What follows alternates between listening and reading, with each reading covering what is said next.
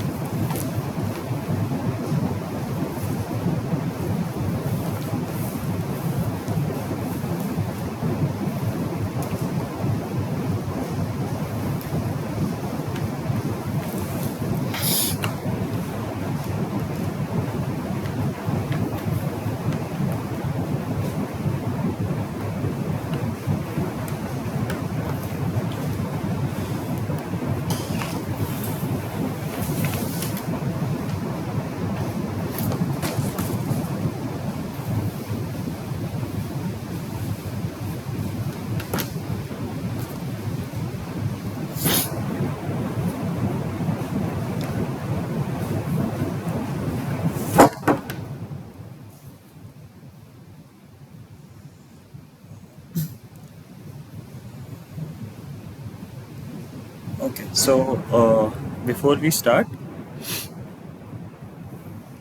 can I ask? Can I get a very small introduction about you guys?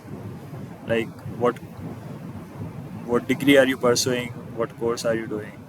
Just a very quick one, so that I just get an idea of the level of this course and how deep should I go when I talk about the basics. Oh, I guess I should not have asked that. All of them left. Okay. Anyway, so Vinayak, Yes, sir. do you want to tell about yourself a little bit? Sir, my name is Vinayak. Hi. I'm from Rajasthan. Mm-hmm. I'm doing a dual degree in two different fields. One in commerce through commerce, BCom, Okay.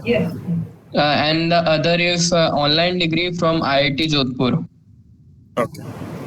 in BS in data science. Okay. Great.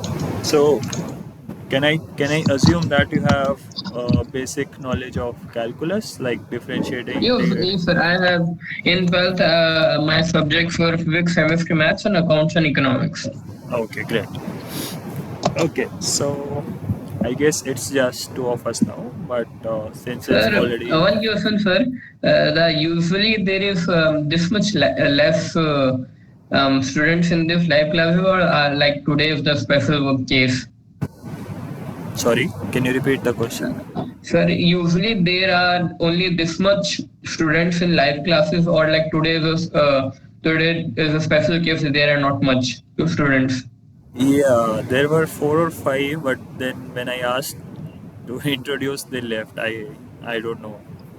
But like for earlier courses, I took quantum mechanics one. There were like usually 10 students there. Sir, So I thought there will be 100 and 200 students, like no, no, we were just listening. no, no, no. Many students register for the course, but only few of them come for the live sessions. Okay, sir. Okay. So anyway, it is a very informal kind of a session. So do not hesitate at any point Okay, in stopping me, especially because today it's only you and only maybe couple more students that are waiting to join. That's it. okay, sir. So okay, okay. Since you already have done, you already took physics in your plus two. So many of these problems you would have already kind of encountered because this is the first week of the course. So we are mostly dealing with Newtonian mechanics, and as we move forward, we'll dive deeper into the Lagrangian, Hamiltonian, and other forms of mechanics. So this is like a kind of revision of our class 11 concepts. Okay, so I guess we can start, right? Let's dive right into solving some problems, and this is the first problem. Also, you guys have got an assignment, and I have tried to keep the level of problems similar to those that are there in the assignments. And these problems are not very difficult, but still, uh, if you find any difficulty in any part of the solution, feel free to just interrupt me and we can discuss in more detail. Okay, so this is the first problem, and it is about a particle which moves in a plane along a spiral path defined by this equation. So we are given this equation that r is c times theta. Okay, where c is a positive constant. So let's write c is greater than 0 if the particle's angular velocity theta dot is equals to omega is a constant. So another thing that we are given that theta dot is equals to omega is constant. What is the radial component of its acceleration ar? So we are asked about the radial component of the acceleration. Okay, so we are already given a few things, and one very important thing is that omega is constant. Omega being omega being constant would mean that it is kind of rotating in plane at a constant angular velocity. Okay, so let's see how do we do that. And then another thing that we note here is that r is c theta. So it is, so our radius r, that is linear in theta, right? So if I were to imagine what the, let's say this is my xy plane, and let's say at any point t, my my particle is here. So when theta is 0, so I have r as 0, right? So let's start with some special cases. Theta is equals to 0 implies my r is 0. Okay, which means I'll have this special point which is origin. R is 0 means origin. And then as I am increasing my theta, my r is increasing linearly.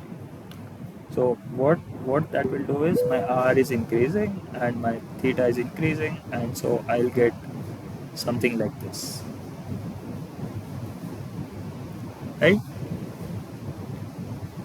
So as I keep on increasing my theta, the value of r goes on increase. That's why they are calling that this particle moves in a plane along a spiral path. Okay, because this is forming something like a spiral. And what we are asked to find about the the radial component of the acceleration ar. Okay, so first of all, the radial acceleration, let me go here, the radial acceleration ar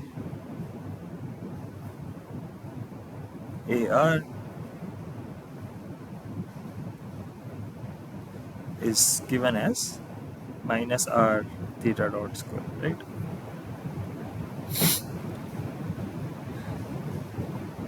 Okay, so this is, and then there is one more term plus r double dot. Okay. This is the radial acceleration. Now, why it has two components? So first of all, because our radius is changing, we have one component which is r double dot, and then because of changing of this angle theta, we get another component, and this is what we generally call as centripetal acceleration, right? So this is the centripetal acceleration. If you recall, when we have a circular motion, that is the radius is fixed, then this second term d2r by dt square, that goes to 0, and we only have a centripetal acceleration. But here, because our radius is also changing, so we have to take into account both the terms. Okay. Okay. So let's then, basically our job is to find out this theta dot and r double dot. So we are given that our r is c times theta, which will imply that r dot is nothing but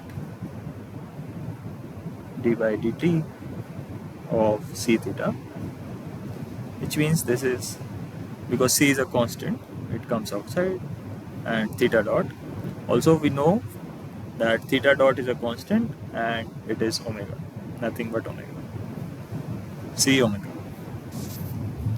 Okay, and now if I were to find out r double dot, that will be simply d by dt of c omega, and since both c and omega are constants, so my r double dot is 0. So the second term of my radial acceleration simply goes to 0, and I am only left with the centripetal force. So coming back, my ar is minus r, and theta dot I know is omega, so minus r omega square. Okay, and I can write r as c theta, So I can write AR as minus C theta omega square.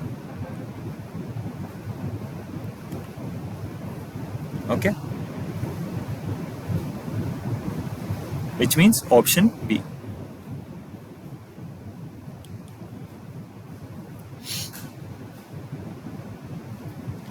Okay, so this problem is based on our uh, polar coordinate systems, where we have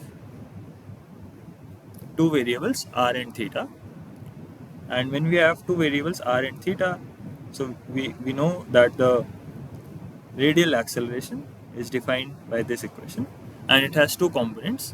So this is the radial component AR, and then there is also one angular component A theta. The radial component itself is composed of two parts. One is the centripetal part and another is the radial part. Okay.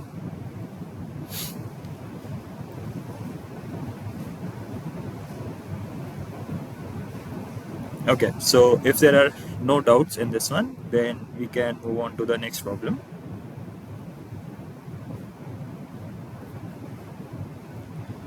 Okay, so for the next problem, we have a particle of mass m which is dropped from rest in a medium where it experiences a linear drag. So the linear drag is given by this equation, that this is our drag force, F drag, and it is given as some constant c times velocity v, and again c is a positive constant, so c is greater than 0.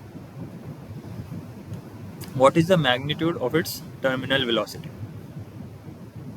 Okay, so this drag force can be like air resistance, for example, right? And for air resistance, we know that this value of c is 6 pi eta r, right? So this is a simplistic case where there is some platform, there is a particle of mass m. So this is a particle of mass m, and it is dropped from rest. So initially our initial velocity v0 is 0. It is dropped, so it will gain some velocity because of gravity. There is acceleration g, so it will gain some velocity, but then there is this opposing force, which is the drag force, which will try to resist the increase in velocity.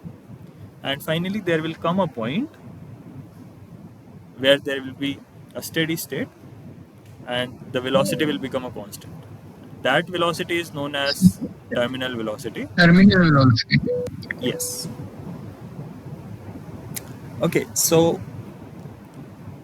what is terminal velocity? Terminal velocity is a maximum speed attained by this particle. So terminal velocity, let me write it by Vt. This is the maximum speed acquired by this particle of mass m.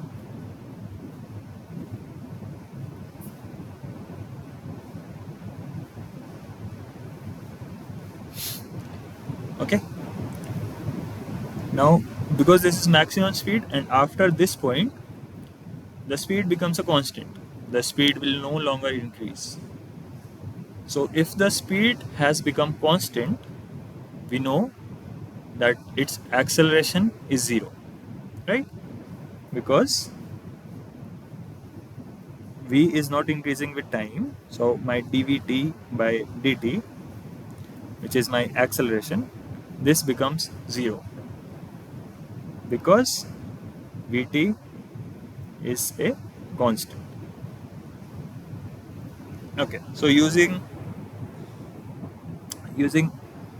basically using this thing, we'll try to find out the terminal velocity. Now, what is my acceleration? First of all, let us have a look at the forces acting on my particle. So because it is dropped from some height, gravity is acting downwards. So the force is given by mg.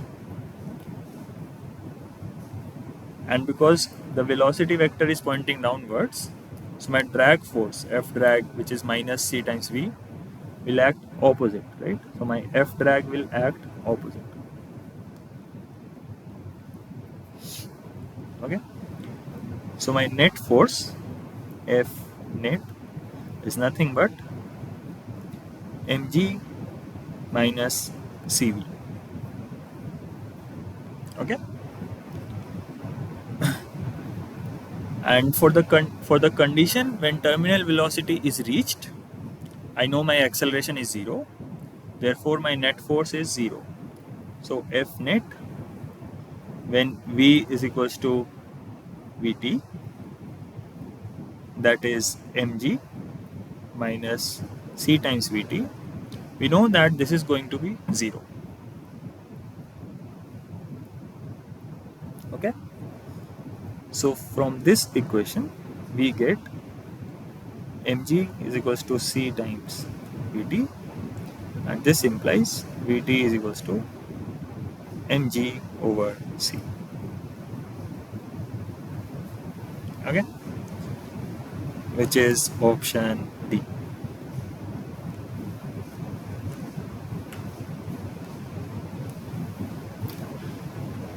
So the problem was about terminal velocity of a particle, and terminal velocity is the velocity after which the speed no longer keeps on increasing. And using this fact that speed has become constant, we put our force as 0, so the net force is 0 because the velocity is no longer changing, and using this equation we easily find out our terminal velocity.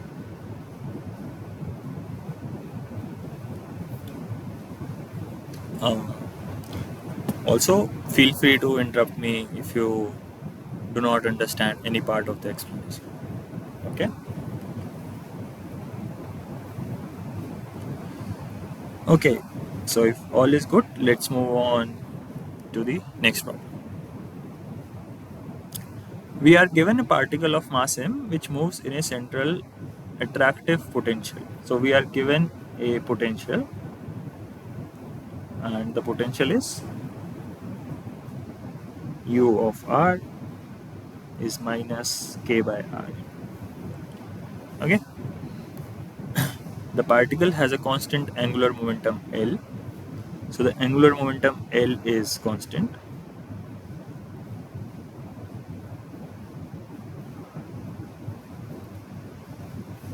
And then we are asked at what radial distance r0 will the particle maintain a stable circular orbit. Okay. And then we are also given a hint that we have to minimize the effective potential. Okay. So what happens in central force motion, because this is a central attractive potential, this will result in a central force. So because this is just you can see it depends only on r, so what we can do effectively is turn the 2D problem into a 1D problem. So from 2 dimensions we can reduce it to only 1 dimension, and that requires use of effective potential. Okay, which incorporates both the actual potential energy and the centrifugal potential. So stable circular orbit corresponds to the global minimum of this effective potential. Now, what is this effective potential? So this was as discussed in the lectures. So U effective for a central force is given by U of R plus L square over 2mr square. Okay? This is my effective potential. And this is also what was given in the hint, right? That we have to minimize the effective potential. And using this effective potential, what we have done is we have reduced our two-dimensional problem. That the problem was of orbit, right? That there is an orbit in a 2D plane. Now we have reduced it to just a one-dimensional problem where we do not have to worry about theta. It's just r. So if I plug in the value of u of r, I can write my u effective as u r is minus k over r, and then plus L squared over 2n r squared. Now note that everything in this equation is a constant except r. Okay, so if I have to minimize this potential, what should I do? How should I find the minima of u effective? Can anyone tell me?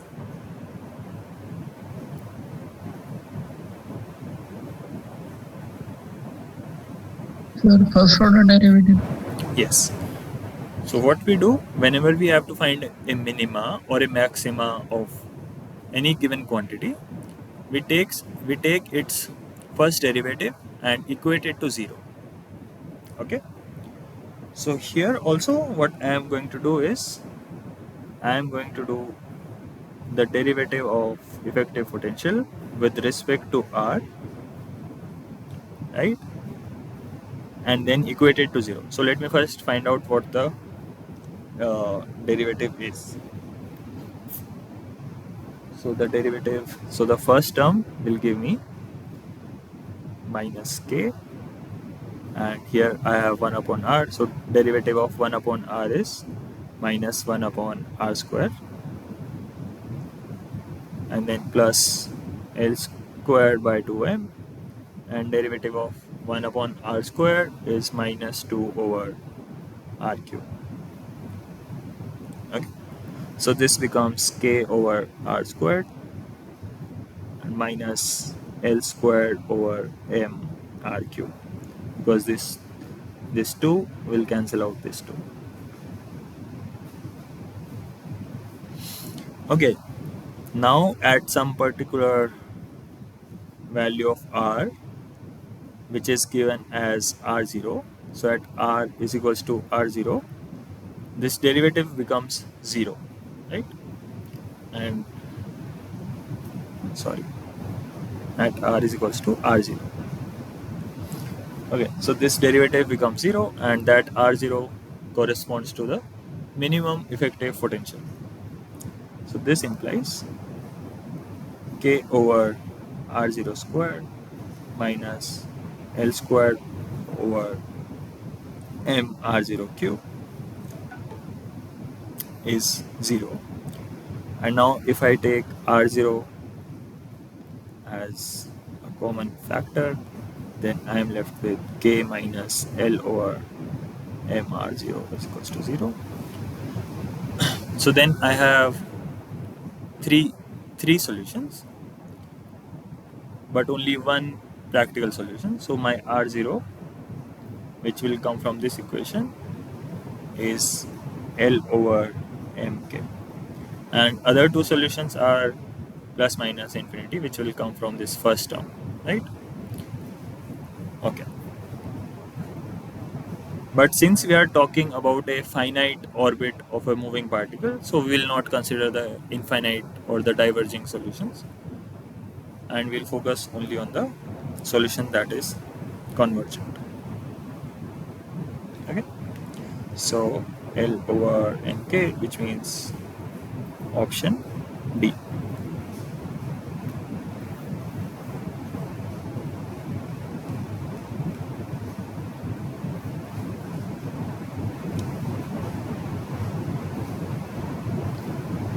No, sorry, I missed one L square here and one L square here.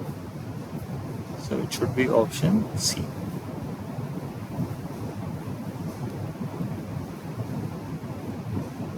Okay, now it's fine. Otherwise, our solution was dimensionally incorrect. Okay. Any doubts in this one? No? Okay. The formula you use,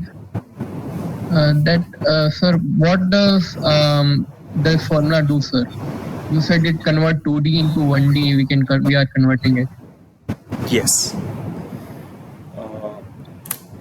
So basically, what we are doing is, let's say when we have a xy plane, right? Either we can talk in terms of x and y, or we can talk in terms of r and theta, right? So r theta, correct? So this is our choice. And when we have a central force, okay, which depends only on r for these kind of cases, or he- or here when we have a central potential, for example, like u of r, which is given to us, and then when you go from your uh, inertial to a non-inertial frame, right? Because we know that even when you are moving at a constant velocity in a circular orbit, that is a non-inertial frame because there is always a centripetal acceleration that is acting, right? And whenever we go from an inertial to a non-inertial frame, what we get is we get some additional forces, right? Like we get a centrifugal force, for example, like pseudo forces. We can get a centrifugal force or we can get a Coriolis force, right? So whenever we go from a non-inertial, sorry, from an inertial to a non-inertial frame, we always get an additional term. So this term that you see here, one second, this term, okay. So one is that you have your potential that depends on r, right? That is already there, but additionally you are getting one more term, and combining both of them you can treat it like a 1D problem, but you have to take into account this fictitious potential or the fictitious force which was absent in the inertial frame. Okay. Do you want me to show how we get this equation for a central force? I can do that if you want. No, sir. Okay, so one easy way to think is that what is angular momentum L? We know that it is nothing but linear momentum times r, right? So what I can do, I can put here mvr, right? My L is nothing but mvr. So my L square will be m square v squared r squared. So what I will get here is what will I get? So r square will cancel out r squared, m will cancel out one of the m's. So I'll get half mv squared kind of a thing, right? And that is the kinetic energy of the particle. So my effective potential is not just the potential energy, but also the kinetic energy that comes because of the radial motion. So I have to take into account both the things. Okay. Okay.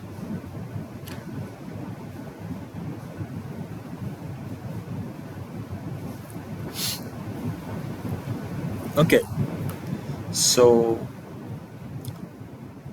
how about one of you tell me the answer to this problem?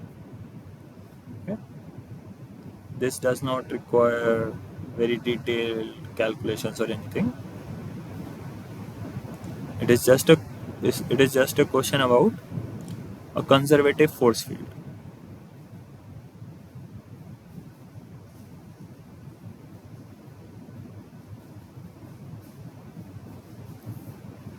What do you think will the answer be?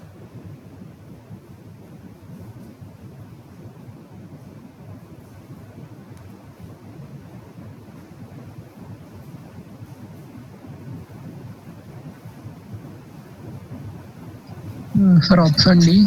Option B. Right. Option B. Okay. So, okay, let me break it down for others. So, force field, they are talking about this vector force field, f of r, and they want it to be conservative, right? And derivable from a scalar potential. Okay, so what this means, a force field is conservative if the work done by it between any two points is independent of the path taken. Okay, so if this is point A and this is point B, and the particle goes from point A to point B under the influence of a certain force, either along this path or along this path or along this path, does not matter. The work done will be same. Okay, so the work done by the force is independent of the path taken. That is how we define a force to be conservative. Now, mathematically, a conservative force is derivable from a scalar potential function. So what we can do, we can write our force as minus del of u, right? Where this u is a scalar function. And why is this possible? This is possible because of this, that we can take the curl of the gradient, and we know that curl of a gradient uh, is always zero. This is always true. Okay, and now if I substitute back this part into my second equation, what I'll get that curl of my force is zero, which is option D. Okay, so the necessary and sufficient condition for my force to be conservative is that its curl has to be zero. Okay,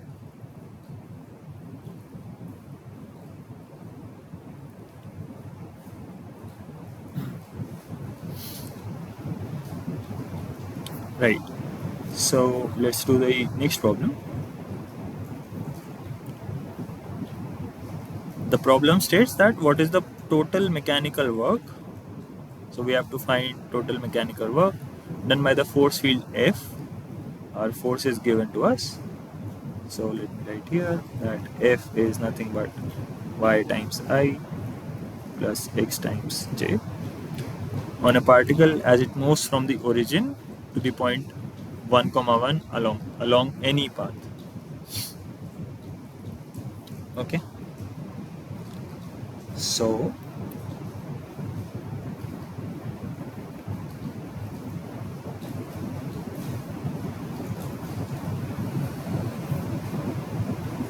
let's say this is my origin 0 comma 0, and this is my 1 comma 1 point.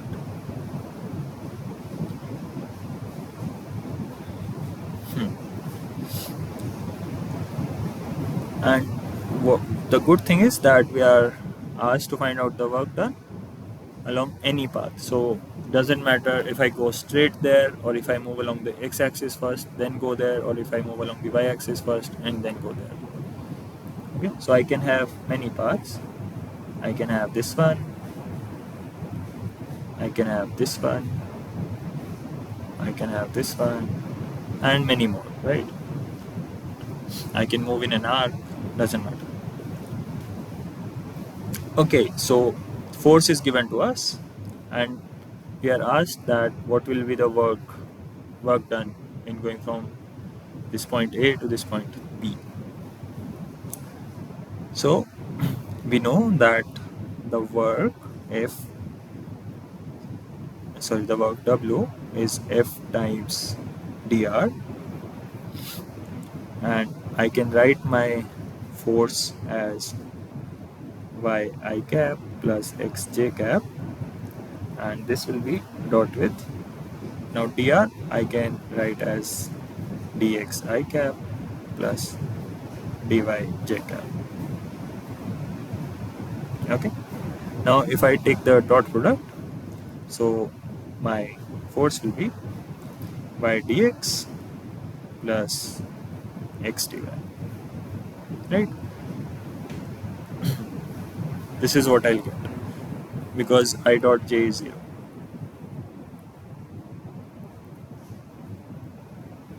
Okay, so the cross terms they'll go to 0, and only these two terms will survive.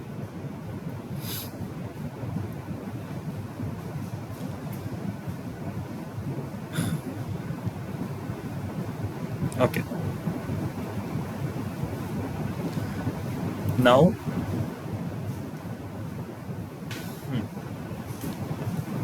what is special about this thing? Can I write it as a single derivative? Yeah. So what I mean is, if I write this thing as dxy, And if I apply the product rule, what will I get? We'll get y of dx, and then I'll get x plus x of dy, right? So the product rule is applied like this. I take one term as constant, take the derivative of the second term, then take the second term as constant, derivative of the first term. Okay? And these two are exactly the same thing, right? So my w is nothing but integral from 0, 0 to 1, 1 of dxy. Okay?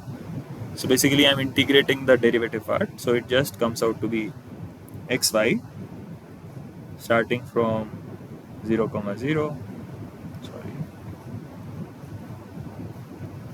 going all the way to 1, comma 1. Okay, so this is just 1 into 1 minus 0 into 0, which is simply 1. So my w comes out to be 1 joule.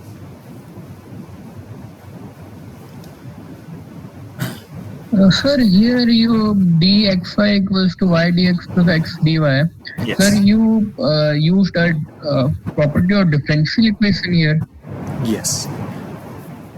So when I saw this term here, I instantly recognized that this is nothing but derivative of xy, right? So if I have this product xy, and if I take its derivative like this, I know I'll get this term. And then basically what I'm doing is I am integrating over this term. So basically what I'll get is simply xy, right? So by this what I have done is essentially I have taken the derivative over this path, the diagonal one. Okay. Now what we can do, we can do another thing. We can go along this path and check if we are still getting the same answer. Because if this was a conservative force, the work done should not change irrespective of the path, right? So now how do we do that? So first, what we'll do, we'll go from origin to this point. So this is 1, comma 0, right?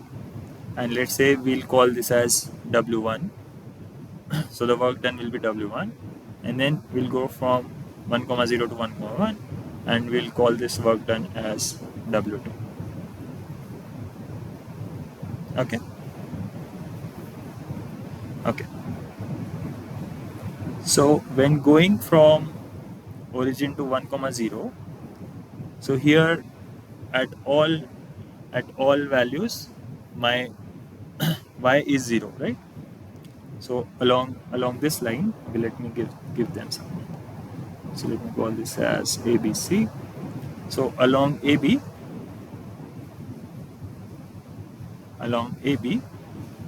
my y is 0, which means that my force is simply x j cap.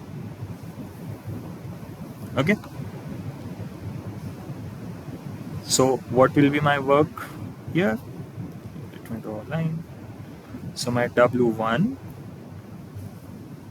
will be, so F dot dr, and now dr is nothing but dx I cap, right? F dot dx I cap, and my F is nothing but x times j cap. So it is x j cap times dx I cap, which is simply 0, as it should be, right? Because along the line AB, my force is always acting along the y direction, right? My force is always perpendicular like this, and I am moving along the x direction. So the work done in these cases is 0. Now let us find out W2. So along line BC, my x is 1. Okay, so my force will be y I cap plus 1 j cap. Okay? And then if I find out W2, so now it is y I cap plus 1 j cap dot. Now this time I'll have dy j cap. Okay, so this first term just goes away, and what I have is just 1 comes outside, and integral of dy y goes from 0 to 1. Okay, so basically 1. So w is w1 plus w2, which comes out to be 1 joule. Okay, same as before, which means that this is a conservative force. Okay, and answer is 1 joule.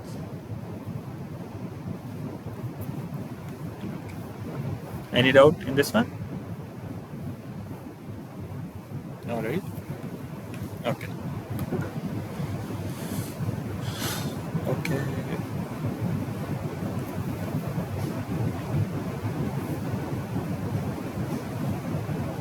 So let's go to the next one.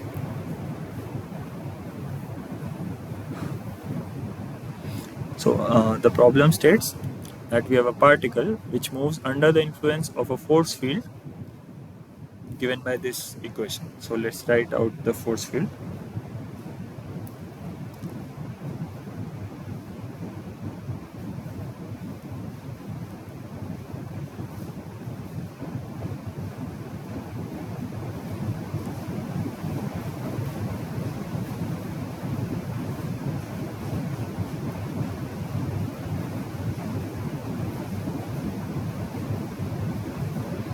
Okay, and now we are asked that for what values of the constants alpha and beta is this force field conservative. Okay, so we have to find out the values of alpha and beta for which this force field is conservative.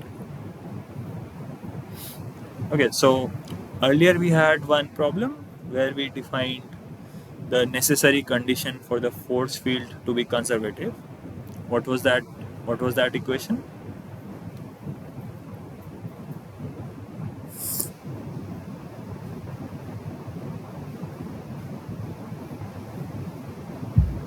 Delta into F is equal to 0.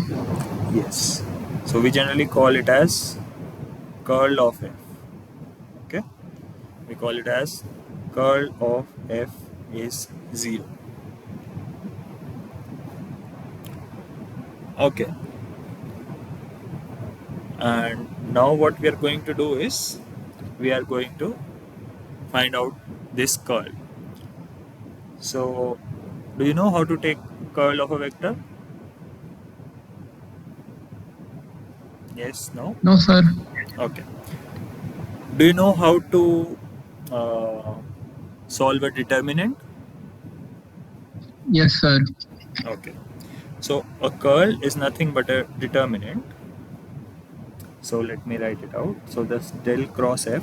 So what we do, for the first row, we just write the ijk components like this. Okay. And for this del curl, this is nothing but derivative, right? So the partial derivative, and here we write this del by del x, del by del y, and del over del z.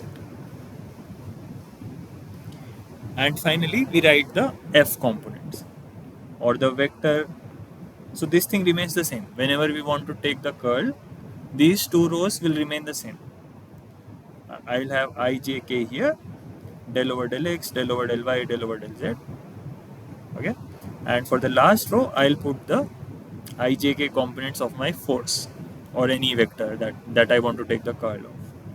So what I'll get here, for the I component I'll get alpha x y, right? And then what I'll get here is x squared plus beta z cube, x squared plus beta z cube, and for the k component I'll get 3y z squared. Okay, and now since you already know how to take the derivative, so first of all let's look at the I component, because okay, one second. Yes, so I am looking at the I component. What I'll do this cross multiplication and take the difference, right? So what that will look like is del over del y of 3yz squared minus del over del z of x squared plus beta z cube.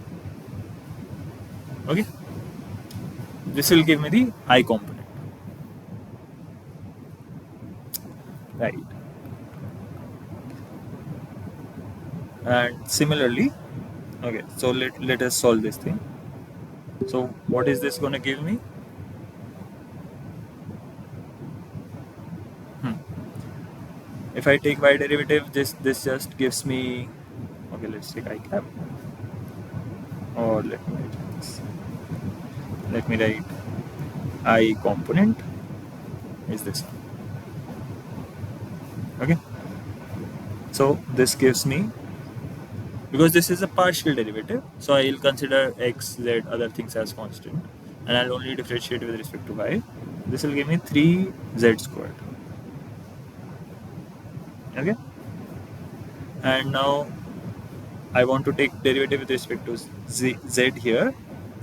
So my x, this x is a constant with respect to z, so this term goes to 0, and beta is a constant, so it comes outside, and I get minus 3 beta z squared. Okay, this is what I get. Now let's find out the j component. So what will be my j component? Again, for the j component, I'll take the cross product like this, right?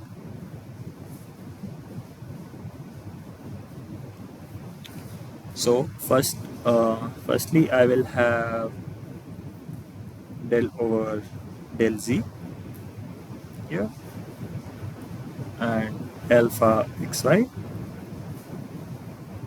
minus del over del x, and sorry, 3yz square, right? So here we do not have any z term, so the first term is 0, and here we do not have any x term, so the second term is also 0. So my j component is automatically 0, right? We do not have to worry about this. And finally, let's do our k component. So for k component, we have to take the products like this, right? This we know. So I'll have del over del x squared plus beta z cube minus del over del y alpha xy. Okay? And if I take the derivative, so this first term will give me 2x, second term goes to 0, and then this del over del y will give me minus alpha x.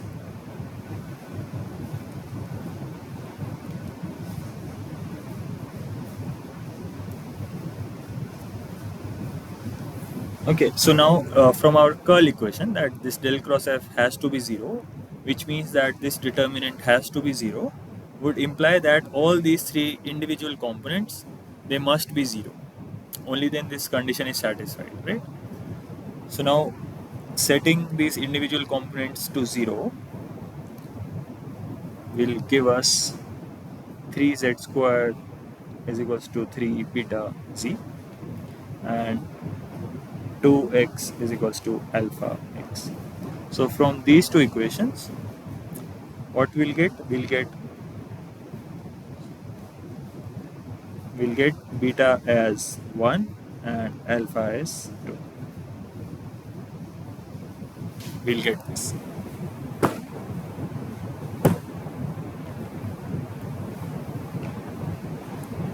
which means option B. Okay. Any doubts in this one?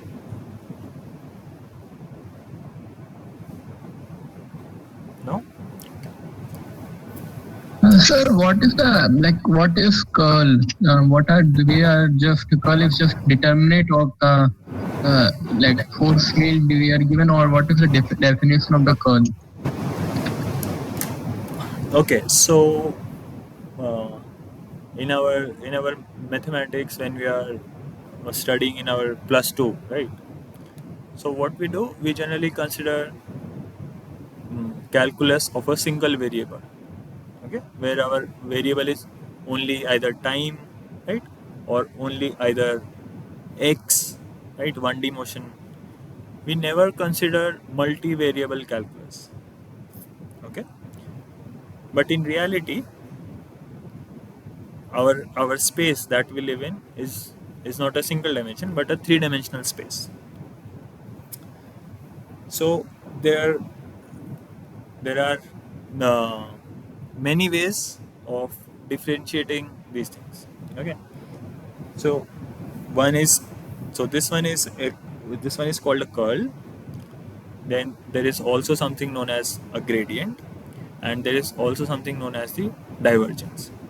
Okay, so there are three things. Let me summarize here. So okay, so this del, okay, what the thing that I'm writing again and again, del, for a Euclidean space xyz, this is how we define it: I cap del over del x plus j cap del over del y plus k cap del over del z. Okay, so this is like an operator, right? If you give me a function, then I can operate this del on that function, correct? And now it depends if either that function is a scalar function or a vector function.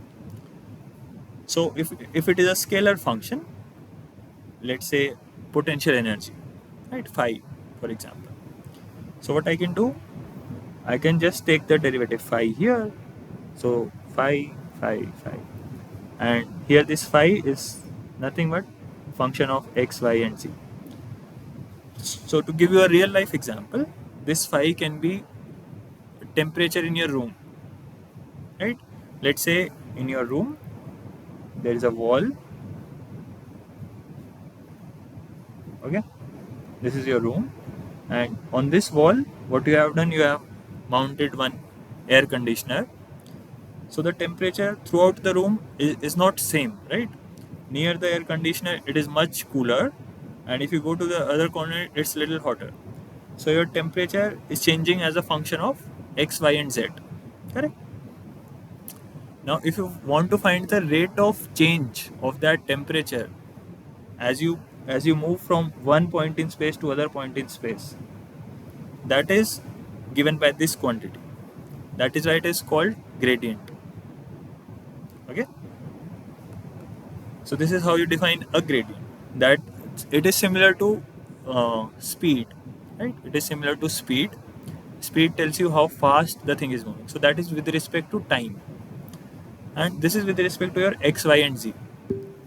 Like how fast your temperature is changing as you're moving from one point to other is determined by your gradient. Okay.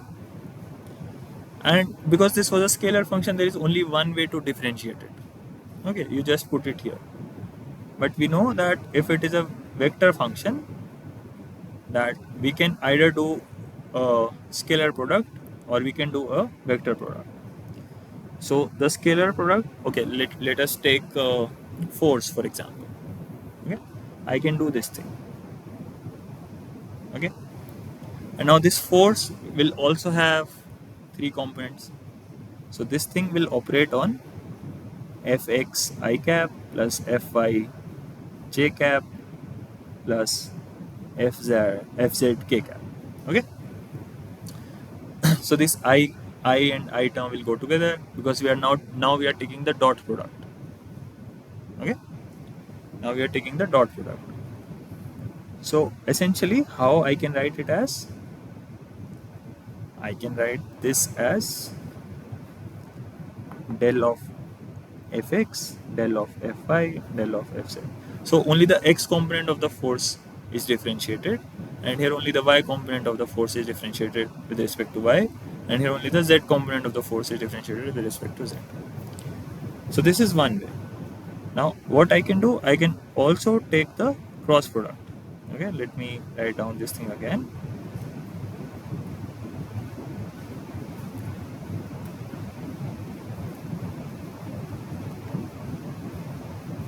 Okay, and now because it is a vector, of course I can also take a cross product. Now I'll have to cross this thing with same fx I cap plus fy j cap plus fx k cap.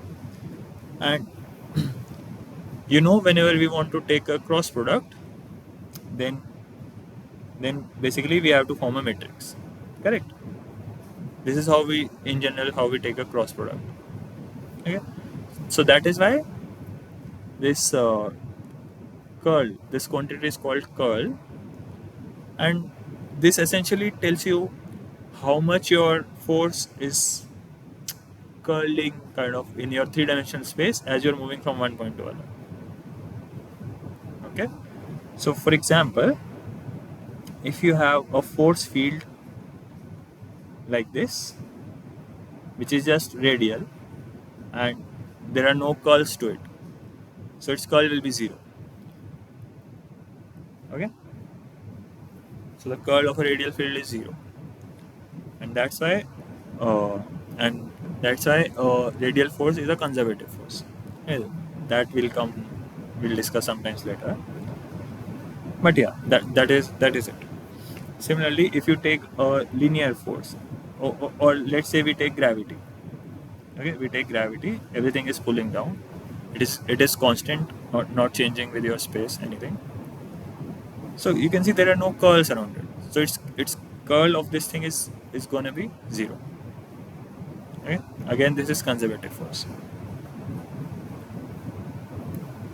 Okay, so let's not go too much in detail of this. So this all this thing comes under vector calculus, right?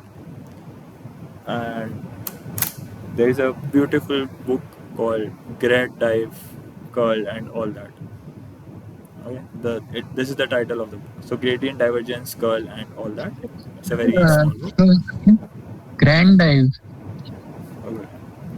So in general we write gradient as grad, divergence as this, and curl as curl.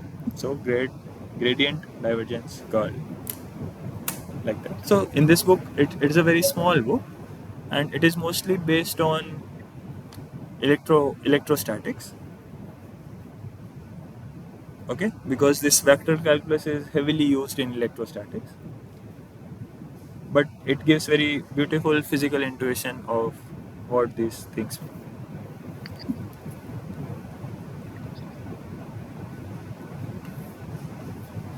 Okay, so should we move on to the next question? Could you find that book? Yes, sir. By dive grad curl by on vector calculus. Great Dive Curl and all that. That is the title. H.M. Scahy. Yes, H.M. Shea. H.M. Shea is the author. And It it's is a an very, old textbook, 1973. yes, it is a very old textbook, but it's a very good textbook.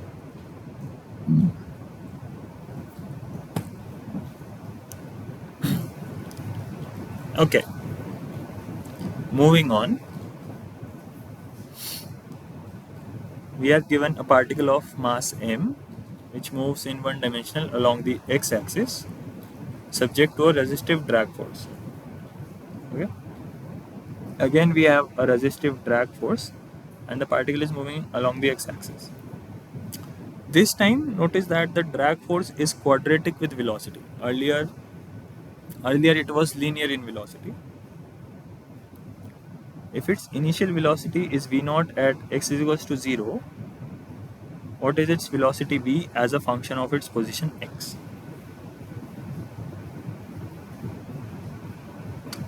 Okay.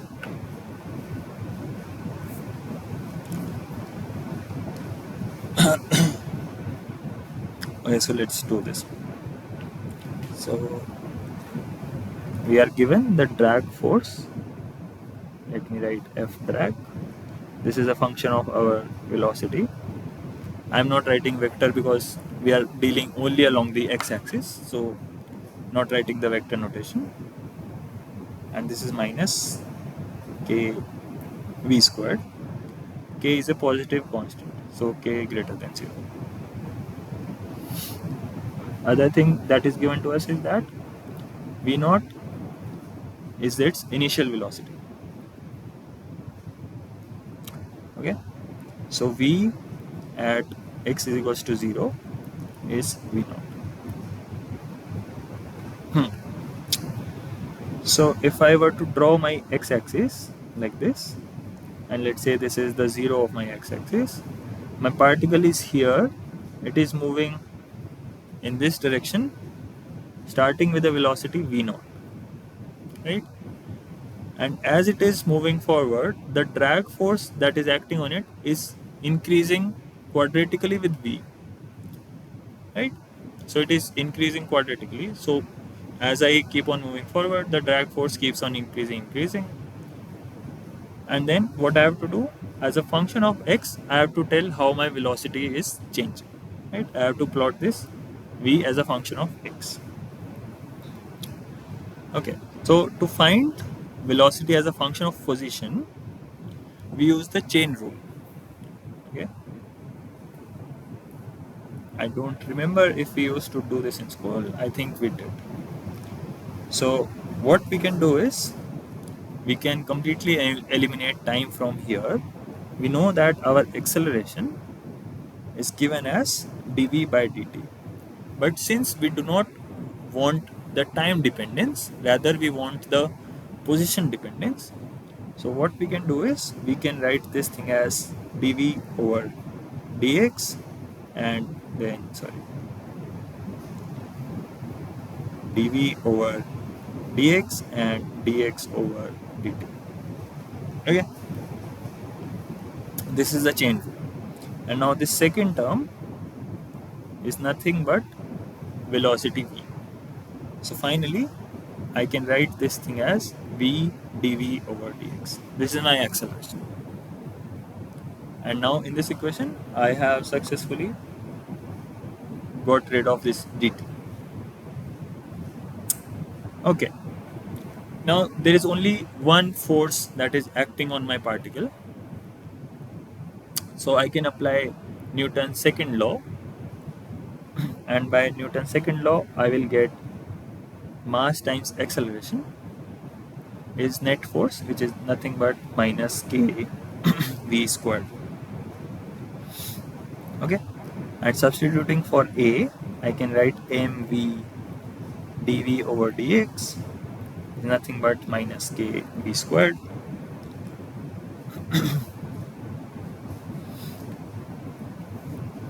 And therefore I can write here, I can write dv over dx is nothing but, so this m goes down, it becomes minus k over m v. Right, now what I have got an ordinary differential equation. Okay, this is an ordinary differential equation, and to solve this thing, what I will do is I'll bring this v here and I'll take this dx here, and then what I'm going to do is I'm going to integrate both sides of this equation. So upon integrating, so the limit will go from, okay, so this goes from v naught to v, and this goes from 0 to x, right? Because when my x is 0, my speed is v naught, and at any x my speed is any v. Okay, So what is this integral? You remember?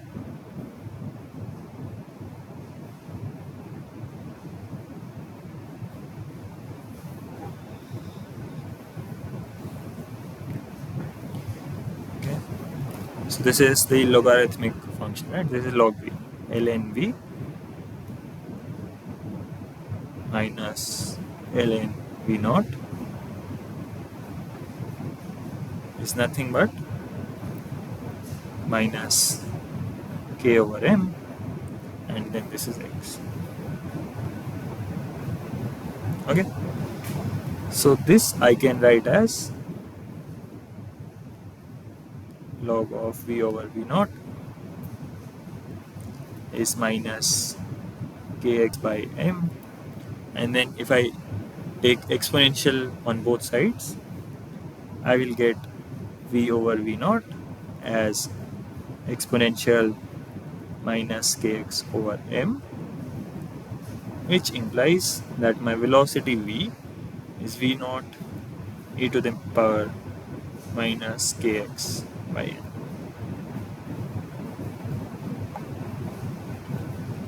Okay.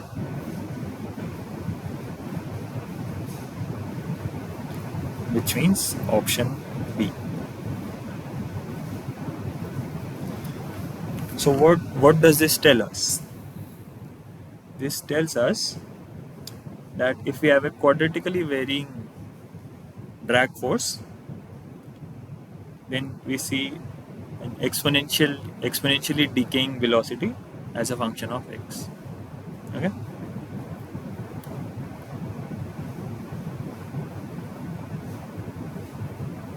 Yeah. So okay. So let's do some rocket science. Okay. So go through this question. I'll have quick water break and then I'll come back.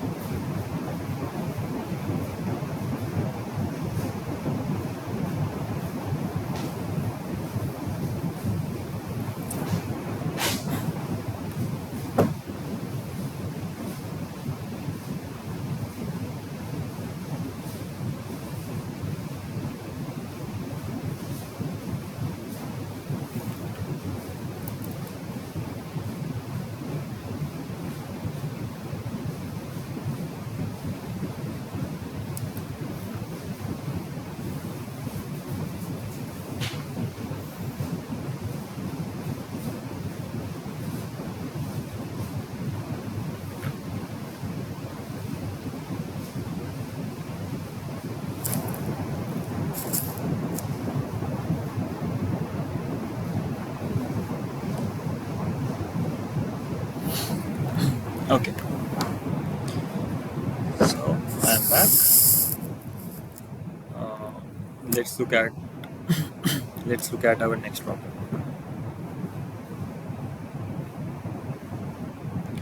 So we are given a rocket. It is moving in deep space, which means zero gravity,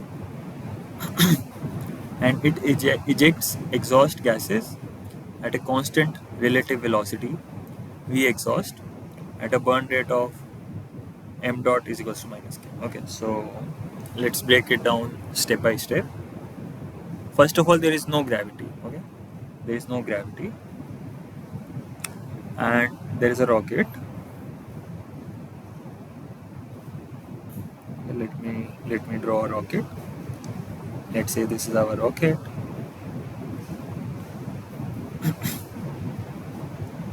and it is ejecting exhaust gases. So the exhaust gases are coming out at a constant relative velocity v ex. Okay, so let's keep in mind that this constant velocity of exhaust Vex is a relative velocity. Okay, they have clearly mentioned that this is a relative velocity and it is a constant. Another thing that is given to us is that there is a mass burn rate of m dot is equals to minus k. Okay, so what is our burn rate? Burn rate is given to us as m dot is equals to minus k, or if I wanted to write it in a better way, dm over dt is minus k. Now the equation that the rocket also experiences a linear resistive drag force F drag is equals to minus b. So our rocket experiences a drag force and the drag force is linear in velocity. So let us write down the drag force.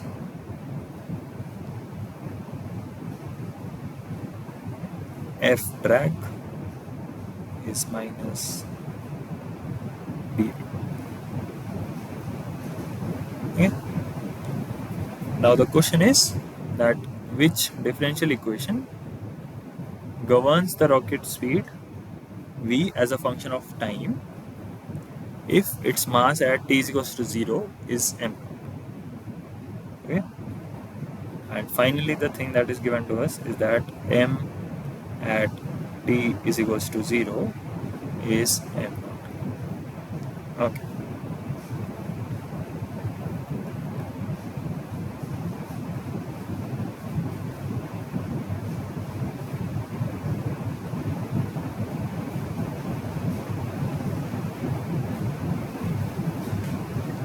So let's do this.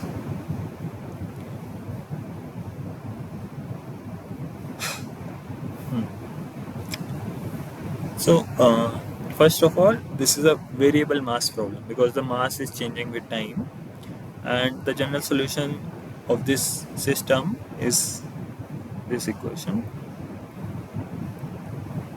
m of t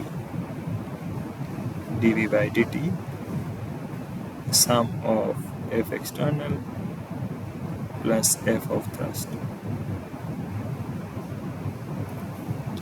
Okay, and this thrust is defined by the rate of mass loss and the relative exhaust velocity. Okay, so first of all, let's find out this m of t. We are given that dm over dt is minus k, right? So I can integrate these two sides like this, and what I'll find is that my m of t is nothing but m naught minus kt. This is my m of t. Now for external force, there is only one external force, so F external is equals to minus bv, and now thrust, so F of thrust is given by dm of system by dt over relative velocity. Okay, so since mass is lost, this derivative is minus k and relative velocity is minus vex. So my thrust force comes out to be kvex. Okay, now let's combine this into Newton's second law. So my Newton's second law will give me m of t dv dt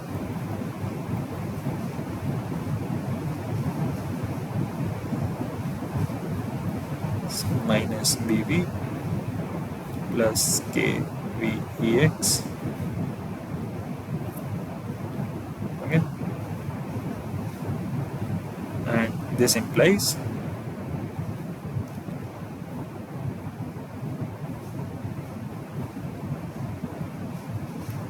This implies that my m naught minus kt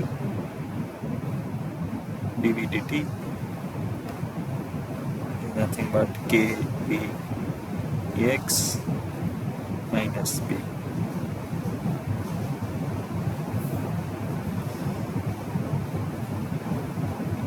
which is option C.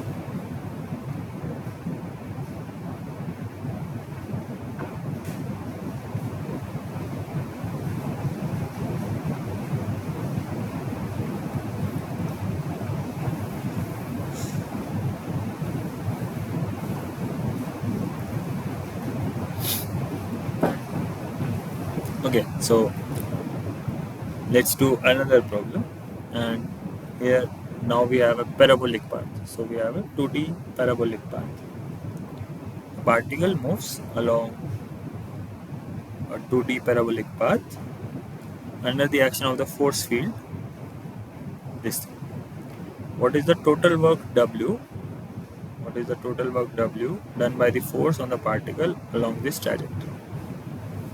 Okay.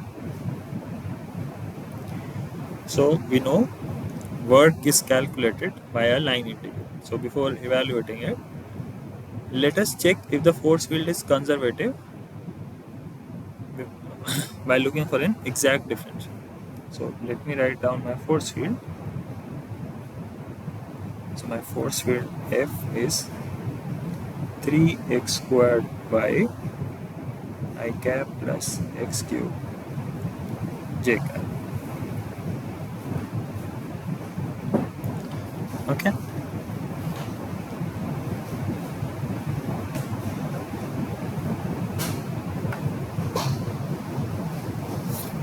And to check if my force field is conservative, let me check if the curl is 0. So again, my del cross F will be I j k, and here I'll have 3x squared by, sorry,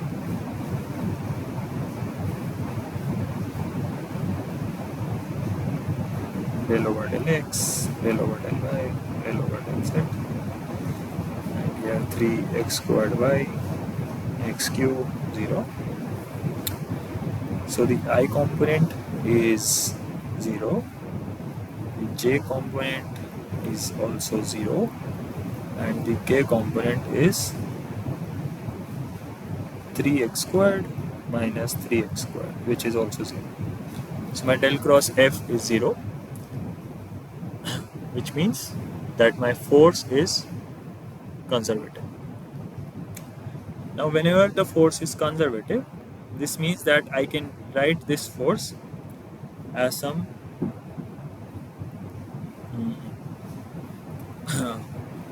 exact differential. Okay, so I can write this as exact differential. So straight away, if I see this thing, I notice that if I take derivative of this quantity dx cube y, what I'll get is I'll get 3x squared y dx plus x cube dy. Okay, therefore my work done W, which is nothing but integral f dot dr,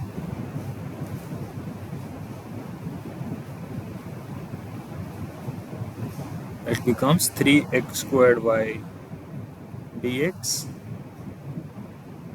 plus x cube dy, and this we know is nothing but total differential of x cube y, which means that my W is nothing but x cube y, and it doesn't matter if it was a parabolic path, a circular path, doesn't matter, because we have already established that the force is conservative, and we have already found that the work is given by this. Only thing that matters is the initial point and the final point. which is 0, 0 and 1, 1. So here 0, 0, 1, 1. So this is 1 cube minus 0, which is simply 1. So the work done, W, comes out to be 1. So option D.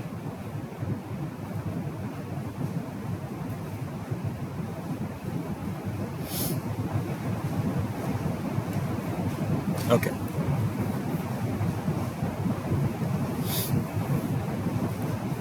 So we have a thin rod of length L, which lies along the x-axis between x is equal to 0 and x is equal to L. Its linear mass density is non-uniform and is given by lambda x is equal to lambda naught x squared over L squared, where lambda naught is a constant. What is the x coordinate of its center of mass, xCM? Okay, so let's draw our x-axis. Let's say this point is 0 and this point is L. So this will be our rod. Okay, this is our one-dimensional thin rod of length L. Okay, and the mass density lambda x is given as lambda naught x over L squared. So when our x is 0, so lambda is essentially 0, and when our x is L, so lambda is lambda naught. Okay, so my density at this point is 0 and at this point is lambda naught. So my density is increasing along x-axis, which means that my rod is getting heavier and heavier as I am moving towards positive x. So if the density was uniform, the center of mass will be somewhere here at L by 2. But because now it is getting heavier and heavier, so we expect that the center of mass will lie somewhere in this region. And we have to find out exactly where. Okay. Now, how do we find out the center of mass? So the formula for center of mass in 1D, we know that x center of mass is integral x dm over integral dm. Okay.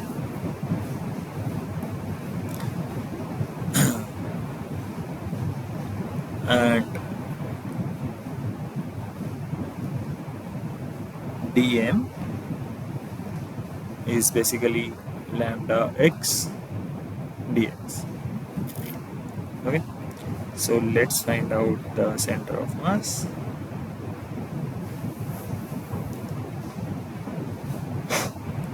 It goes as x times lambda of x dx, and for denominator we have integral lambda of x dx.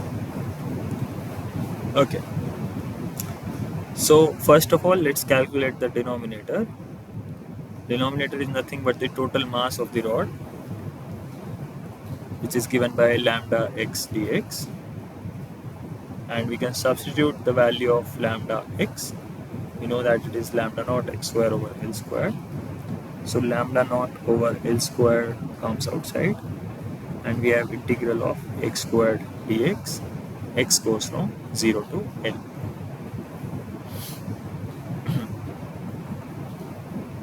Okay, so this becomes lambda naught over L squared, and we have bracket x cube over 3, 0 to L. So my mass M finally becomes lambda naught, and then this will give me L and 3. So this is my denominator. Now let me find out my numerator. So my numerator, this is called position mass moment, and this will come out to be x times lambda x dx, which is nothing but lambda naught over L squared integral 0 to L x cube dx.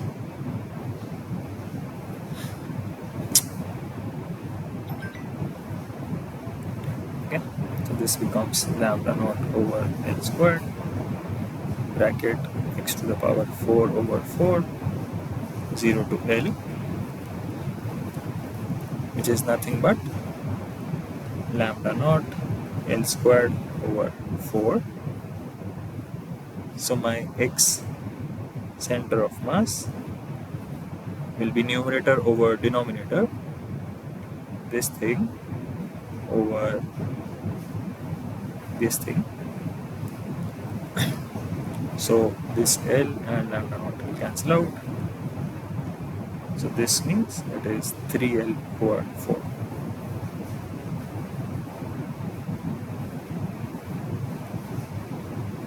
So option A, 3L over 4. So which means at the 75% of the rod length. This right here, this point is my center of mass, 3/4 from the origin.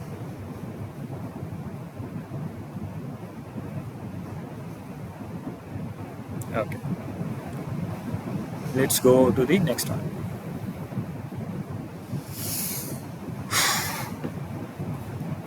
We are given a particle which moves in a 1D potential energy field given by u of x is equals to a over x squared minus b over x, where a is greater than 0 and b is greater than 0. At what position x0 is the particle in stable equilibrium? Okay. So a particle moves in a 1D potential energy, and this is the potential that is given to us. U of x is a over x squared minus b over x. A is greater than 0 and b is greater than 0.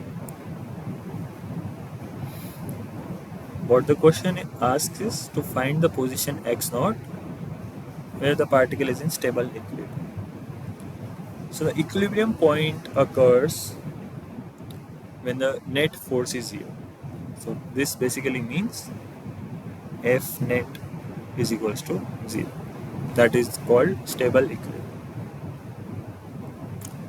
Now we know that we can express our force in terms of potential energy, right?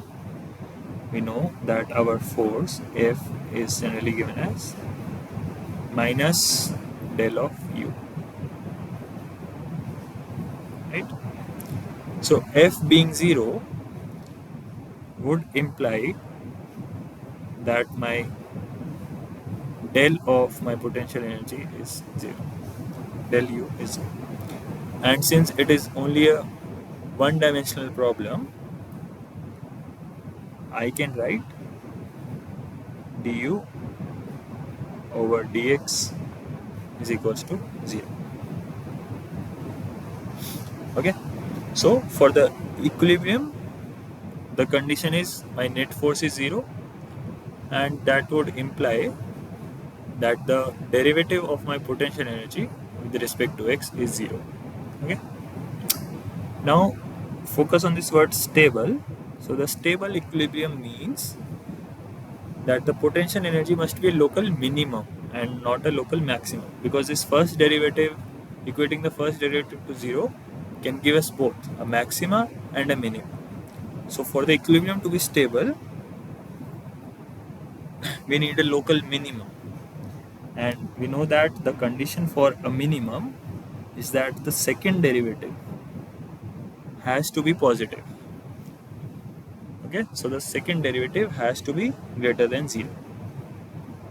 That's it. So what we are going to do is, first we are going to find out the equilibrium points by putting the first derivative of u as 0, and then we'll take the second derivative and find out for which of these points the, the second derivative is greater than 0, and those points will correspond to a stable equilibrium. Okay, so let us do du by dx, and it becomes dy dx of a over x squared minus dy dx of b over x.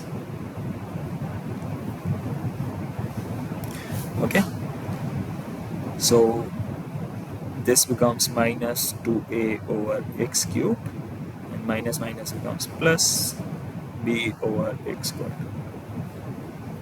If I equate it to 0, so du by dx at x equals to x naught.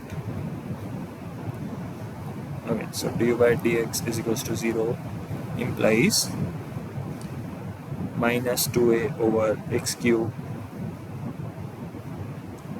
plus b over x squared is 0. Right?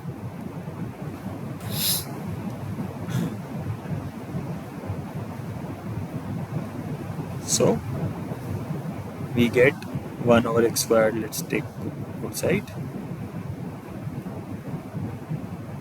and inside we get minus 2a over x plus b as 0.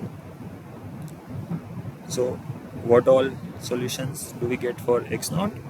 So x naught can either be 2a upon b or plus minus infinity. These are the solutions that we get. Now to check if the equilibrium is actually a stable equilibrium, let's take the second derivative. So du by dx squared will give us, so this 3 becomes 6a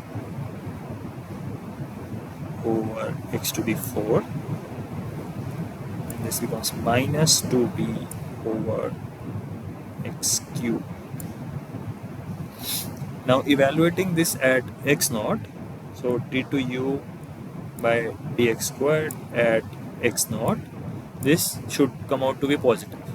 Okay, this should come out to be greater than 0. So let's check. Okay, so this becomes 6a over 2a by b to the power 4 minus 2b over 2a by b cube. Okay. So if I take fourth power,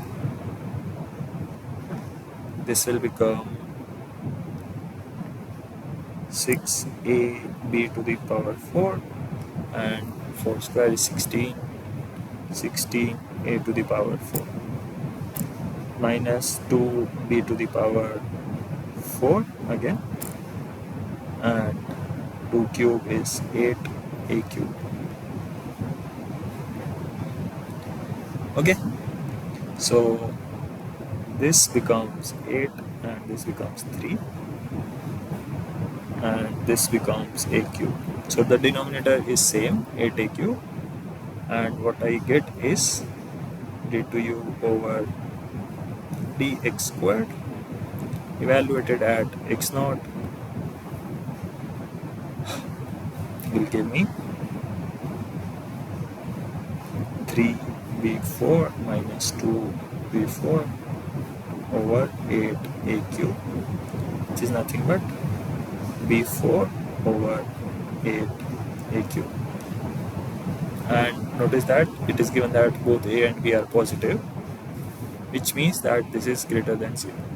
So the equilibrium is in fact a stable equilibrium. So correct answer is option C.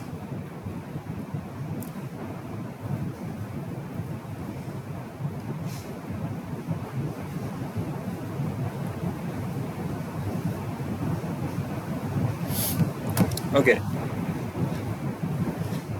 moving on. So we have a particle of mass m1 moving with initial velocity v1. Okay, so here consider this is mass m1 and it is moving with some velocity v1, and it undergoes a non-head-on collision, perfectly elastic collision with an identical particle m2 is equals to m1. So we have another particle here m2 which is identical, m2 is equals to m1. So this particle comes here and hits it here. You can see it does not hit it directly head on. Okay, it hits it at some angle, and this particle is at rest initially. Okay, initially it is at rest. So the question is, after the collision, what is the angle theta between the two final velocity vectors in the laboratory frame? Okay, so after the collision, what will happen is my m1 will go somewhere here, right?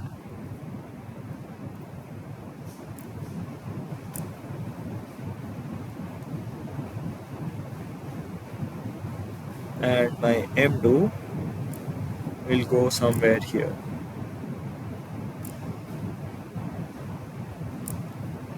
And let's say this is theta 1 and this is theta 2. What we have to find is, we have to find the total angle theta between the two final velocity vectors in the laboratory frame. Okay,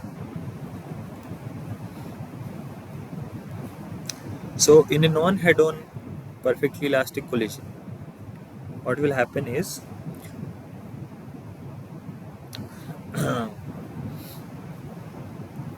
okay, so what will happen is, the because the what do you call that, because the collision is perfectly elastic. Okay, let me write down.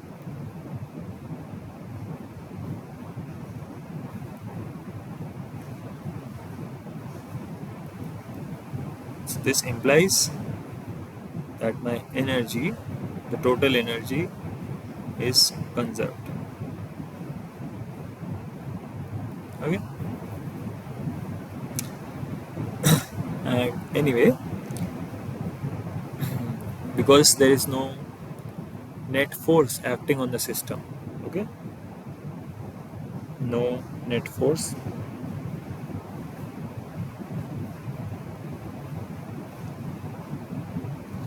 this implies that my momentum is conserved.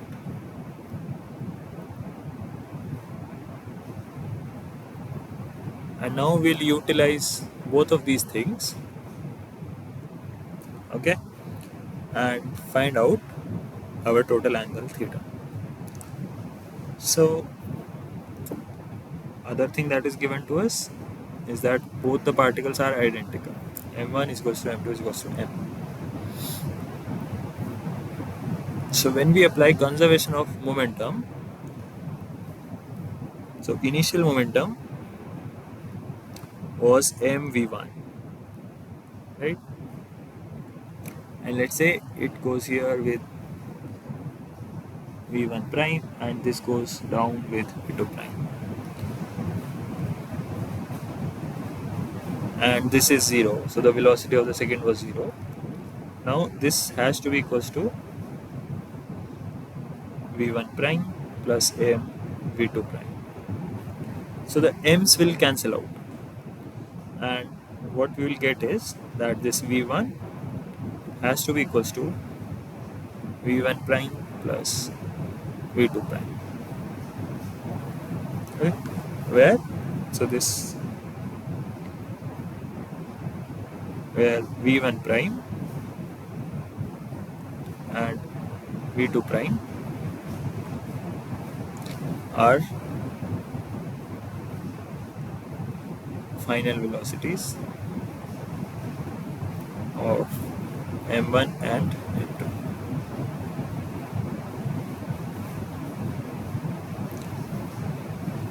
Okay, so what we are gonna do is we will take a dot product of this equation with itself. So how that will look like is, let me write down, take dot product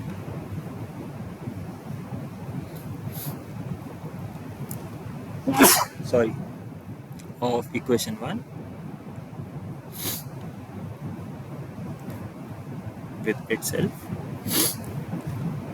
So we will have v1 dot v1 as v1 prime plus v2 prime dot v1 prime plus v2 prime. Okay, and this gives me v1 squared is equals to v1 prime squared plus v2 prime squared plus 2 v1 prime dot v2.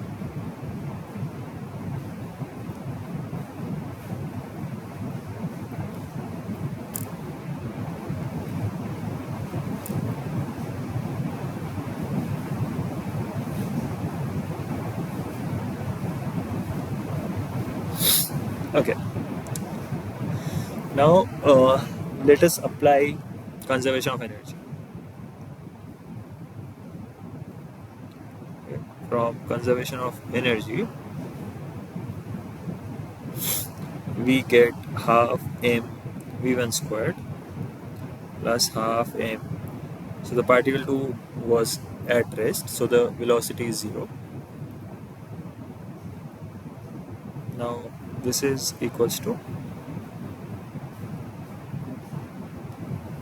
half m v1 prime squared plus half m v2 prime squared. Okay, so essentially what we are getting is all these halves will cancel out, all these m's will cancel out. Essentially what we are getting is this equation, that my v1 squared is equals to v1 prime squared plus v2 prime squared. Now if I compare the second equation with third equation, what do I get? I get, upon comparing 2 and 3,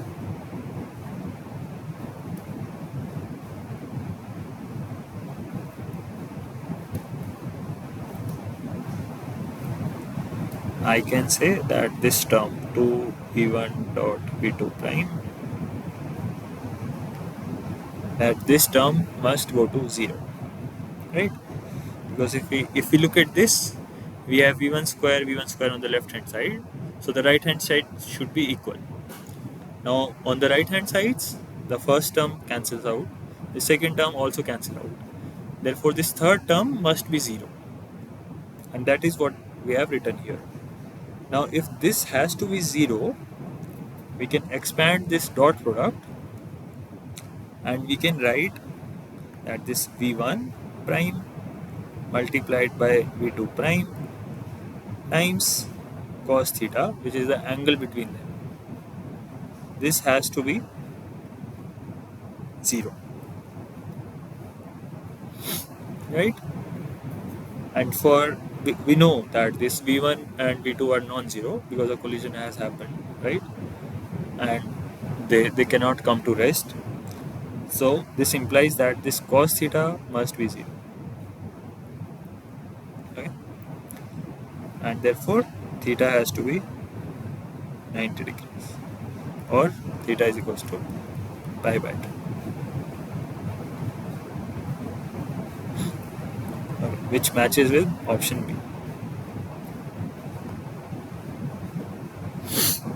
Okay, so it matches with option B. So our particle comes here, there is an elastic collision that happens, but it is a non-head-on collision. If this was a head-on collision, then obviously the angle would have been 0 and it would have been a one-dimensional problem. But since it is a non-head-on problem, they go at some angle to each other, and that angle comes out to be 90 degrees. Okay, so this was the last problem for the day, and let me give you a quick follow-up problem. Now consider two cases.